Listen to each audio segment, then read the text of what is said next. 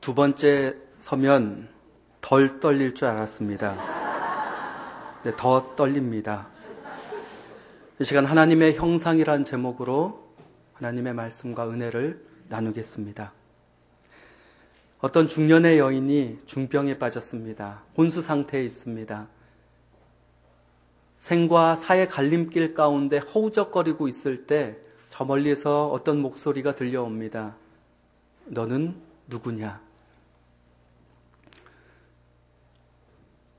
어떻게 대답할지 생각을 하다가 남편의 이름을 떠올리면서 저는 이 사람의 아내입니다. 이렇게 대답했습니다. 그런데 나는 내 남편의 이름을 물어보지 않았다. 너는 누구냐? 하고 다시 묻는 것이었습니다. 이번에는 아이들의 이름을 대면서 저는 이 아이들의 엄마입니다. 대답했습니다. 나는 네가 누구의 엄마인지 묻지 않았다. 너는 누구냐? 여인은 고민하다가 저는 교사입니다. 학교에서 아이들을 가르치는 선생님입니다. 라고 대답했습니다. 또 목소리가 들려옵니다. 나는 너의 직업을 묻지 않았다. 너는 누구냐? 계속되는 물음에 당황하고 어떻게 대답해야 될지를 몰라서 이번에는 생각나는 대로 이야기했습니다. 저는 주일마다 교회에 잘 다녔고 열심히 봉사했고 제 일에 최선을 다했습니다. 나는 네가 어떻게 살았는지 묻지 않았다. 너는 누구냐?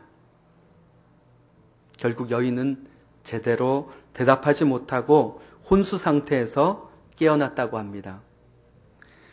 여러분, 만약 우리가 이 질문을 받았다라면 우리는 이 질문에 뭐라고 또 어떻게 답을 했을까요?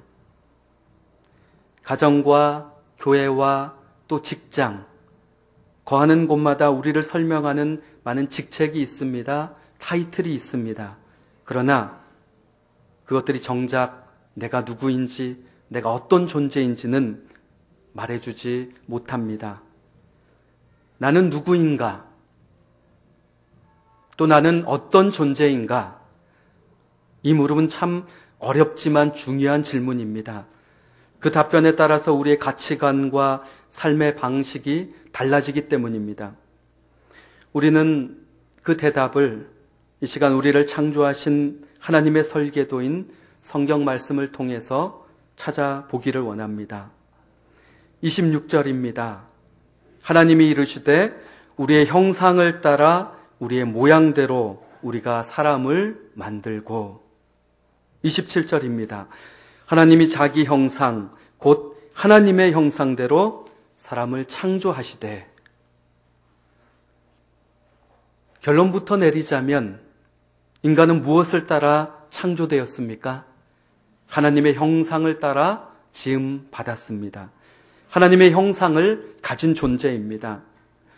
우리 옆 사람에게 한번 이렇게 말해줬으면 좋겠습니다. 당신은 하나님의 형상을 입은 사람입니다. 정말 복된 사람입니다.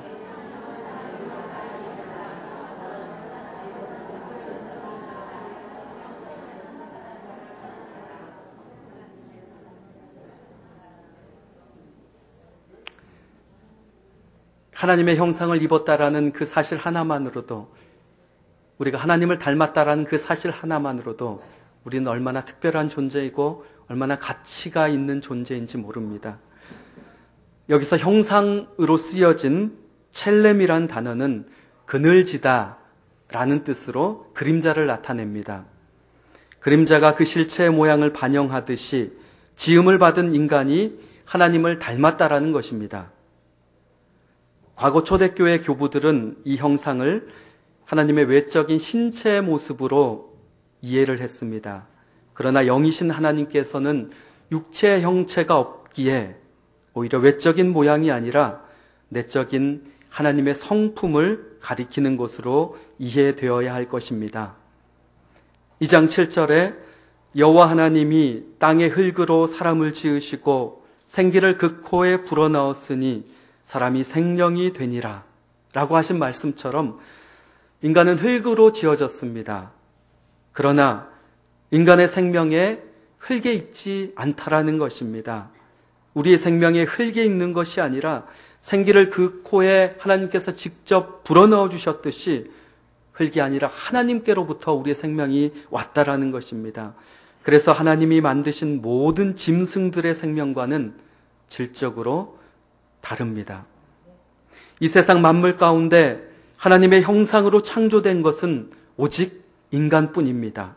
오직 인간만이 신적인 성품을 지닌 존재로 그렇게 창조되었으며 오직 인간만이 하나님과 교제할 수 있습니다. 이것은 우리 인간이 얼마나 가치 있고 특별한 존재인가를 우리에게 알려주는 것입니다. 이 사실을 우리가 얼마나 특별한 존재인지 이 사실을 알려주는 그 사건이 바로 예수 그리스도의 십자가 사건입니다. 하나님께서 당신의 사랑하는 독생자를 아끼지 않고 내어주어 우리의 생명과 그 생명을 대신할 만큼 그렇게 해서라도 반드시 구원하실 만큼 가치가 있고 존귀한 존재가 바로 우리들이라는 것입니다. 다시 한번 우리 옆 사람에게 고백했으면 좋겠습니다. 입술뿐만이 아니라 우리가 반짝이는 눈빛과 함께 당신은 너무 존귀한 분입니다. 당신과 함께 할 수 있어서 영광입니다.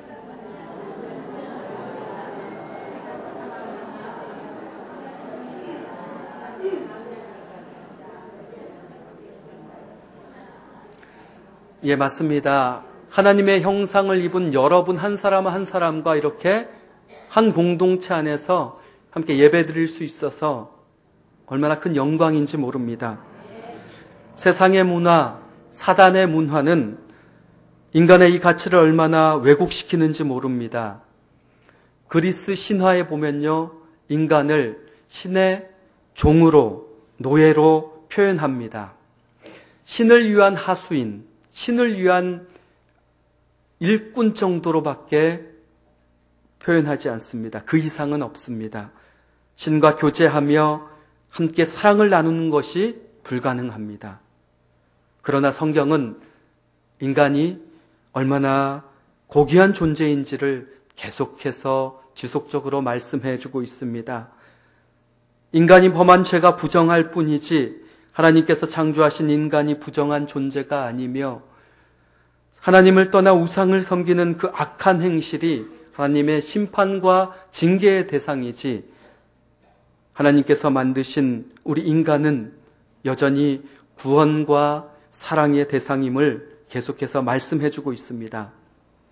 때문에 우리는 세상이 우리를 보잘것없는 존재라고 그렇게 속삭이는 사단의 거짓 메시지에 속지 말아야 합니다. 우리가 소유한 것이 얼마나 많고 얼마나 적은지 그것에 따라 우리의 가치를 점하는 사단의 그 장난에 우리가 낙심할 필요가 없습니다. 우리가 얼마나 큰 일을 했는지 세상적인 성공과 실패의 잣대에 따라 우리의 존재가 결코 높아지거나 낮아지는 일은 없기 때문입니다. 정말 중요한 것은 사단의 말이 아니라 누구의 말이죠? 하나님의 말입니다. 사단의 음성이 아니라 하나님의 음성이 더 중요합니다. 사단이 우리를 어떻게 보는지, 우리를 어떻게 대하는지가 중요한 것이 아니라 우리를 창조하신 하나님께서 우리를 어떻게 보시고 어떻게 평가하시느냐, 그것이 무엇보다 더 중요합니다. 하나님이 이르시되 우리가 우리의 형상을 따라 우리의 모양대로 우리가 사람을 만들고, 여러분, 다른 피조물을 만드시면서 성삼위 하나님께서 이렇게 모여서 의논하시고 이렇게 숙고하신 대상이 어디에 있습니까? 다 말씀 한마디로 하셨습니다. 하나님께서 이렇게 특별한 관심을 가지고 그분의 생기를 넣어주시고 그 안에 그분의 형상을 주신 대상이 인간 말고 또 어디 있습니까? 우리는 하나님의 형상을 입은 자입니다. 그 이유 하나만으로 우리는 존귀한 자들입니다. 그래서 하나님께서 인간을 맨 마지막에 창조하셨습니다. 아이가 세상에 태어나기 전에 부모가 준비합니다. 베네쪼고리를 준비하며 분유통을 준비하며 기저귀를 준비하듯이 하나님께서 해와 달과 하늘과 땅과 마실 물과 따먹을 열매를 내는 모든 나무들을 조성하셨습니다. 그리고 외롭지 않도록, 배고프지 않도록, 그리고 무엇보다 하나님과 더불어 교제하는데 방해받지 않도록 모든 것들을 다 준비하시고 사람을 창조하셨습니다. 그리고 말씀하셨습니다. 보시기에 심히 좋았더라. 하나님께서 심히 좋으셨습니다. 하나님께서 보시기에 심히 사랑스러웠습니다.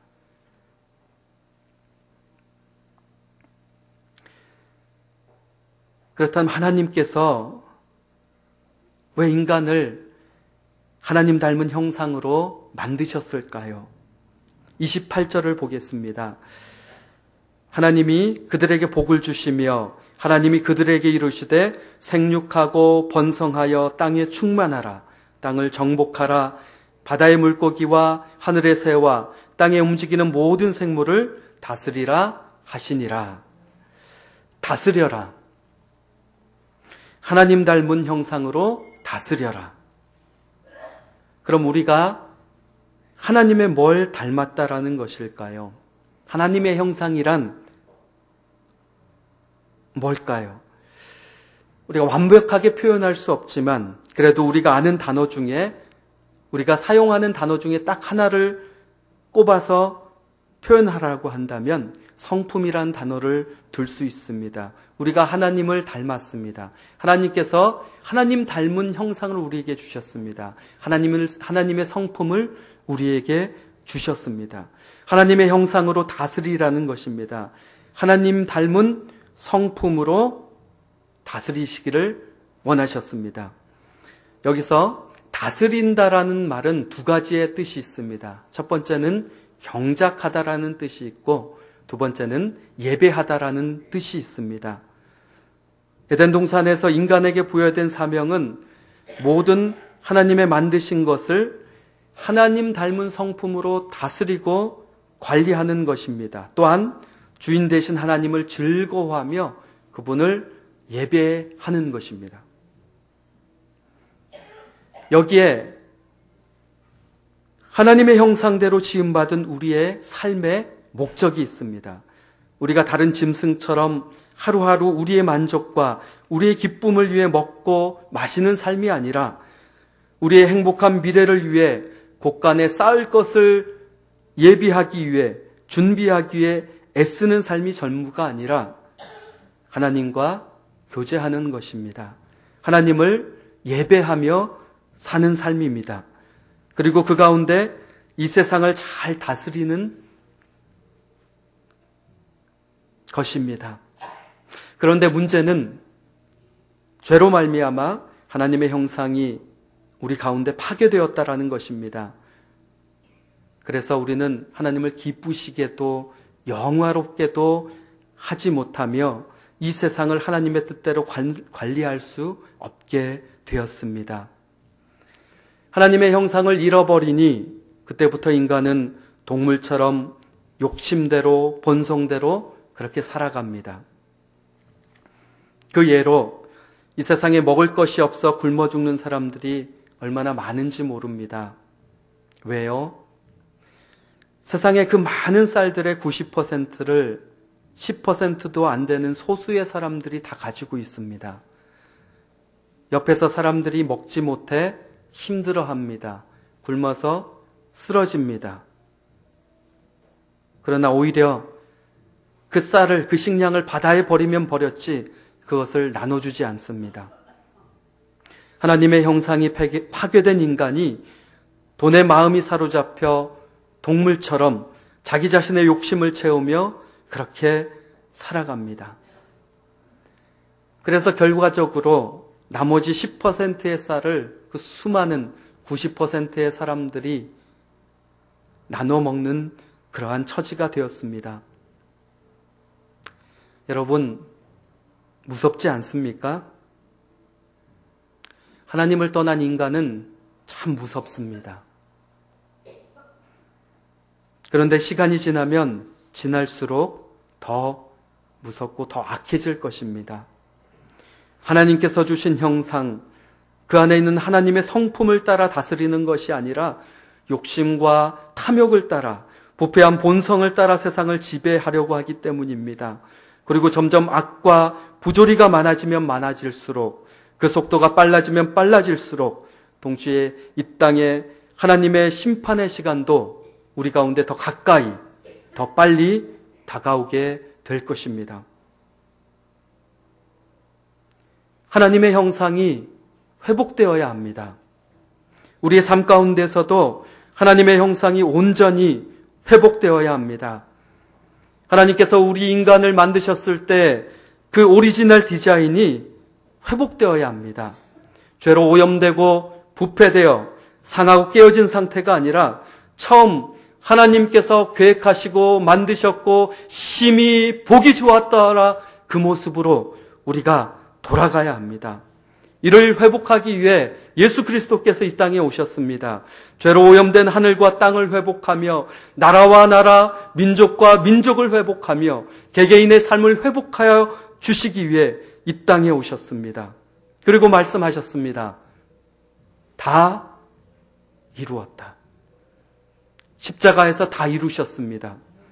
예수님께서 부활하시고 승천하신 후 성령 하나님께서 이것들을 실행하십니다. 성취하십니다. 이 땅에 하나님의 형상이 회복되도록 일하십니다.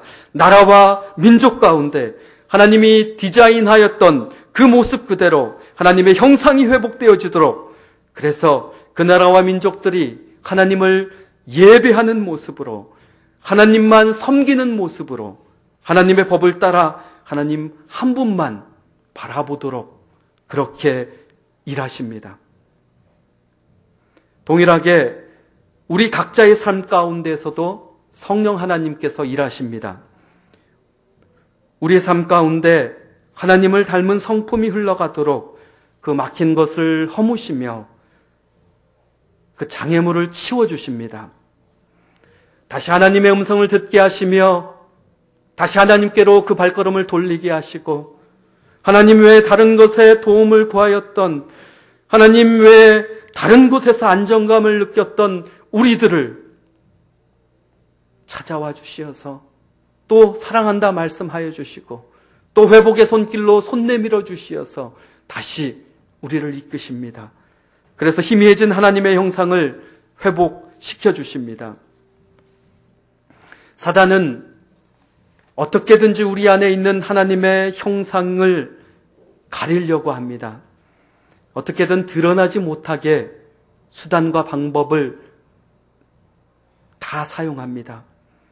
반면 성령 하나님은 어떻게든 우리 안에 하나님의 형상을 드러내 보이려고, 회복시키려고 일하십니다. 그래서 세상은 이 영적인 전쟁 가운데 있습니다.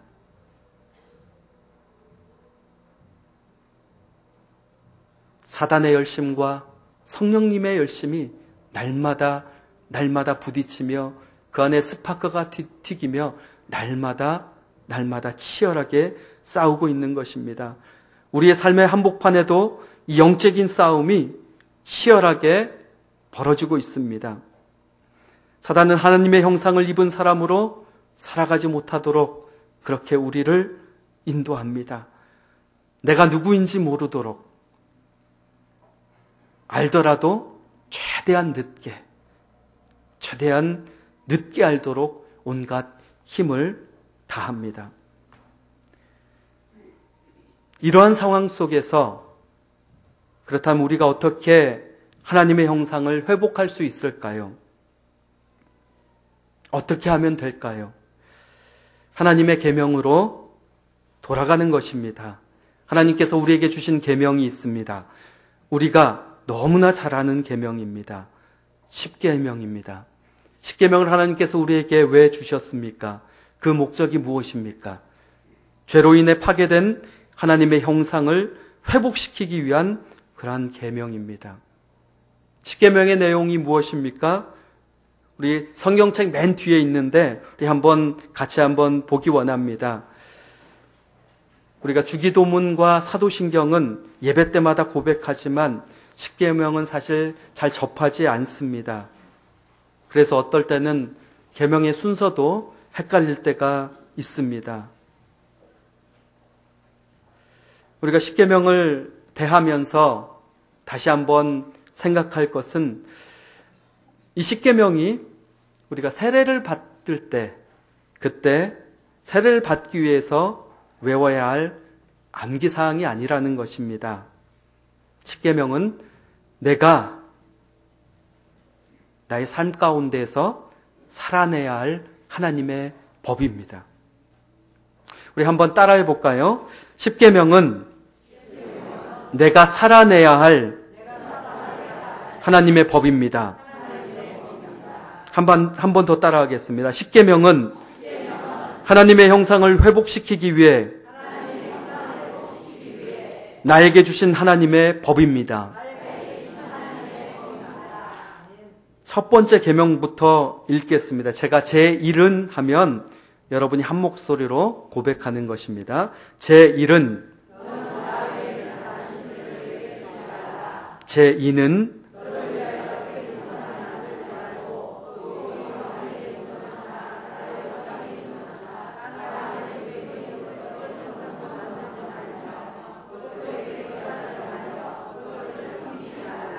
제 3은